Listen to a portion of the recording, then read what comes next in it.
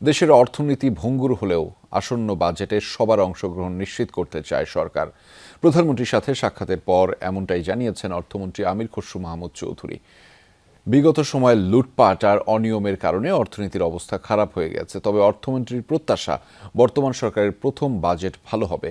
বাজেটের সুফল যাতে প্রত্যেক নাগরিক ভোগ করতে পারেন সেই চেষ্টা করছে সরকার। অর্থমন্ত্রী আমির খসরু বলেন, বিগত সময়ে দেশকে ঋণ নির্ভরতার দিকে নিয়ে যাওয়া হয়েছিল, সেটি কমিয়ে বিনিয়োগ বৃদ্ধিতে কাজ করছে সরকার। সেই সাথে $1 ট্রিলিয়ন যে অর্থনীতির দিকে যাচ্ছে সরকার, সেটা বাস্তবায়নের প্রত্যাশা ব্যক্ত করেন অর্থমন্ত্রী। আমরা তো খুব একটা ভঙ্গুর অবস্থার মধ্যে আছি এখন, সব দিক থেকে অর্থনীতির অবস্থা খুবই খারাপ। তো তারপরেও এই অবস্থার মধ্যে আমরা এসেছি, দায়িত্ব নিয়েছি সব। এরপরও বাংলাদেশের প্রতিটি মানুষকে মাথায় রেখে বাজেট দেওয়ার চেষ্টা করেছি আমরা।